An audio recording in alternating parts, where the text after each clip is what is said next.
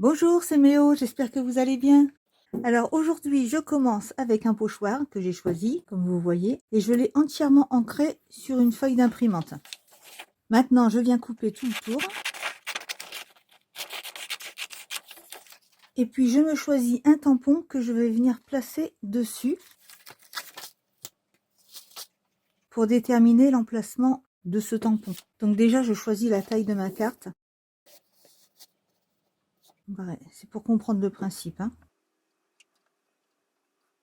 Et maintenant, je peux déterminer quelle partie du pochoir je veux garder. Donc, je prépare au crayon ce que je veux découper. Et je viens couper de cette façon.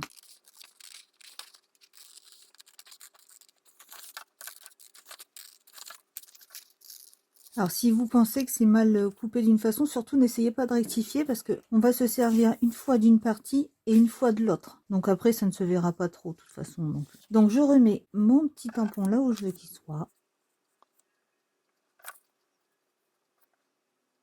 Voilà, comme ça, c'est pas mal. Je place celui-ci ici. Je reprends mon pochoir. Là, je le monte le plus haut possible. Et je me place, vous savez, comme pour les perforatrices bordure, j'essaie de me remettre sur le dessin qui est fait sur le premier papier. Comme ça. Alors, avec ce cache, ça va permettre de ne pas aller plus loin. Et ici, comme il n'est pas entier, mais que moi, je vais continuer après jusqu'en bas, je vais faire un cache ici. Ça corresponde bien. Maintenant, je vais pouvoir ancrer tout ça. Donc là, on prend la couleur qu'on veut, l'encre qu'on veut, ça n'a aucune importance. Alors vous voyez, je reprends ma petite caisse en métal, ma petite boîte en métal pour faire le côté aimanté, pour maintenir le tout, comme pour la dernière vidéo. Voilà, une fois que c'est assez bien marqué, je viens déposer le foil. Je le mets sous le pochoir et sous le cache.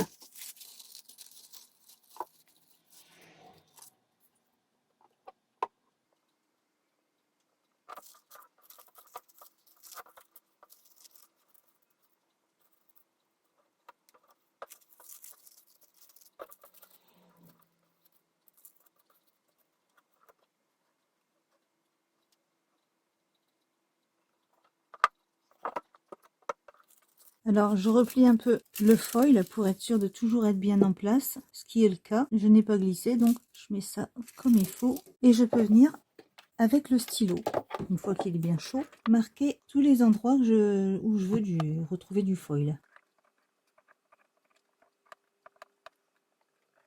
Donc là, mon foil a déjà servi, donc il risque d'y avoir des manques. Mais c'est juste pour vous faire voir hein, ce qu'on peut faire.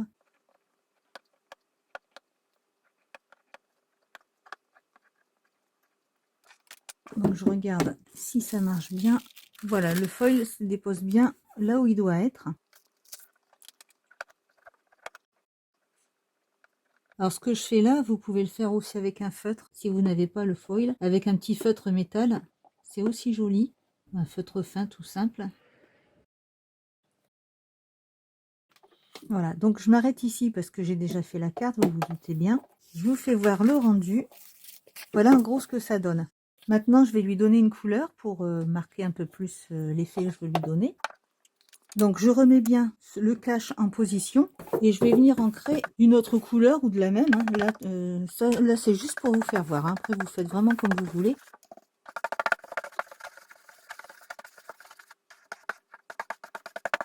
Ah oui, donc je ne l'ai pas fait là, mais pensez à protéger votre plaque quand vous mettez le foil parce que des fois on déborde et je vous assure que ça marque bien dessus parce que la dernière fois j'ai eu vraiment beaucoup de mal. Je crois qu'il y a même des endroits.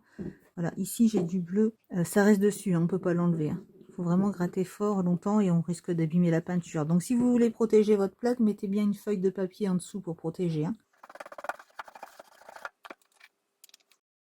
Admettons que maintenant, je veuille donc continuer mon dessin plus bas. Donc lui, je le place ici de cette façon. En fait, c'est plutôt lui qu'il faut que je mette. À chaque fois, je me trompe dans le sens. Voilà. Et je vais venir me placer comme tout à l'heure, comme avec les perforatrices de bordure. Voilà, je me place de cette façon et en essayant de rester quand même assez droit pour que le dessin se suive bien. Vous voyez que ça parte pas en travers comme ça suive bien le restant du dessin, de la feuille. Donc je reprends mon violet. Enfin, juste pour info, c'est le 8 têtes violettes.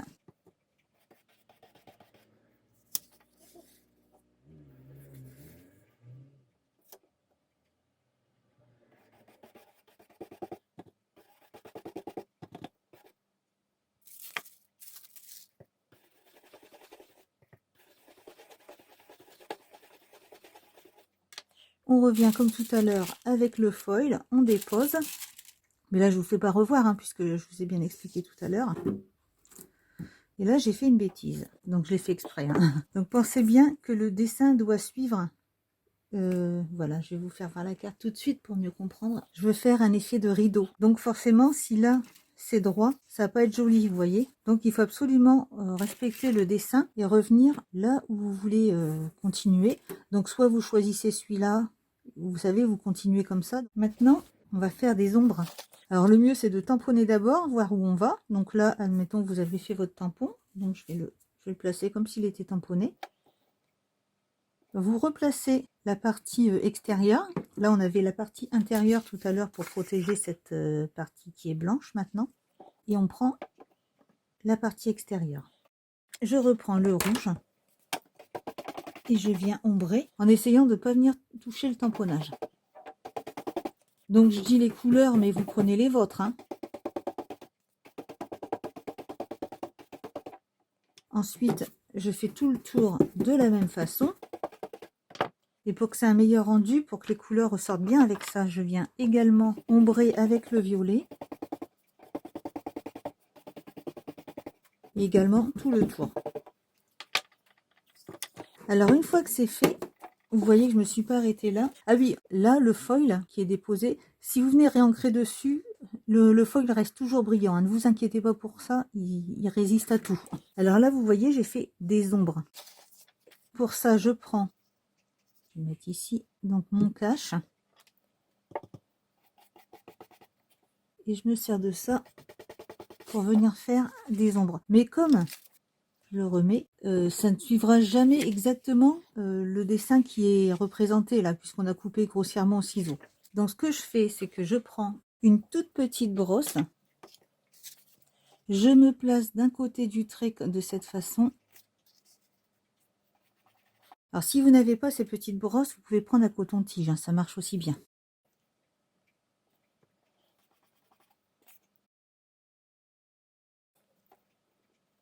Voilà, donc avec patience jusqu'au bout. Et je vous dis, hein, si vous n'avez pas de foil, un stylo fin, un feutre fin, ça fait aussi bien l'affaire, ça a un tout aussi joli rendu. Donc, ce que j'ai fait ici.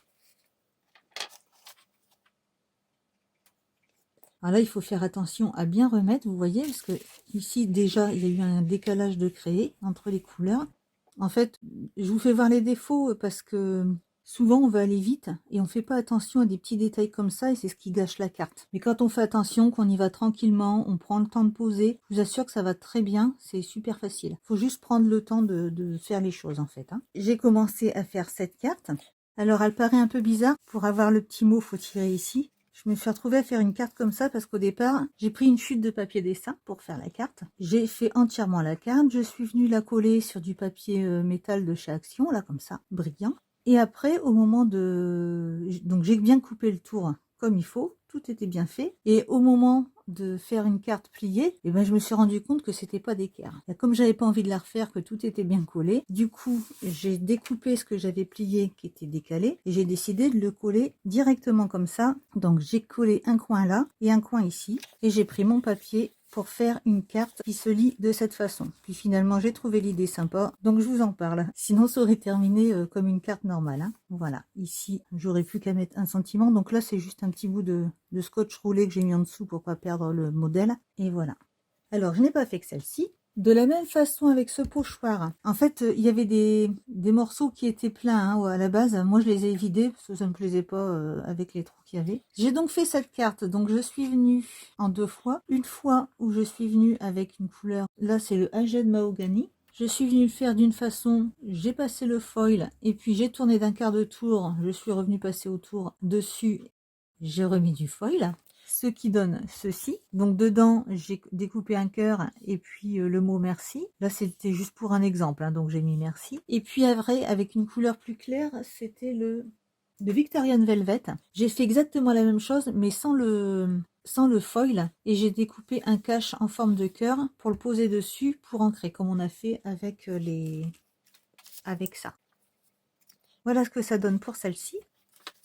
Alors après, avec ce pochoir, j'ai réalisé 2 cartes. Donc celle-ci, déjà le dauphin, où je n'ai fait que la mer, qui est avec le brillant là. Je ne sais pas si vous arrivez à le voir un peu.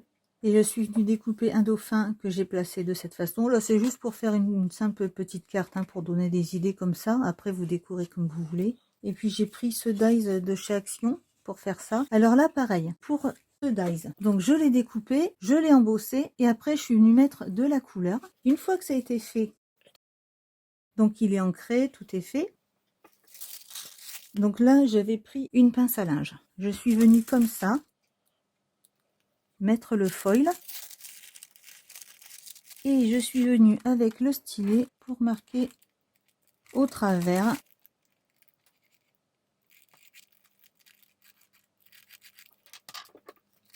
Voilà, là on voit comme ça.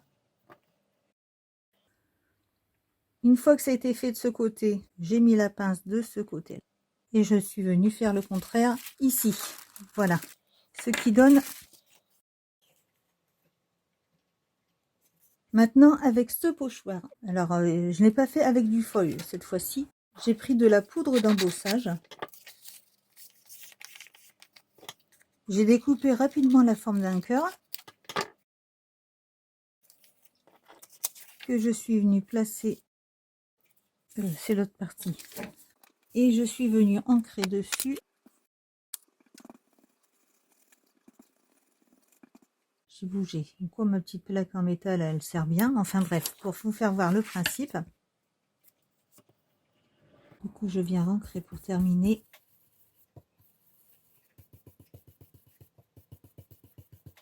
Voilà ce que ça donne. Ensuite, avec un crayon, j'ai décidé quelle route passer en dessous laquelle.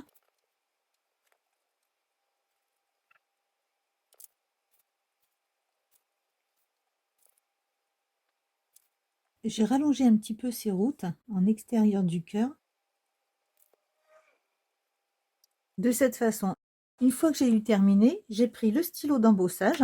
Je suis venue tracer dessus sur chaque trait. J'ai mis de la poudre à embosser, donc gris, pour avoir un effet métal, pour obtenir ceci. Donc vous voyez, j'ai rajouté des petits points. J'ai découpé des plumes aussi, donc là ce sont celles de chez Spellbinders. Et c'est pareil, sur les plumes, je suis venue aussi faire un trait sur l'arête de la plume et je suis venue embosser également.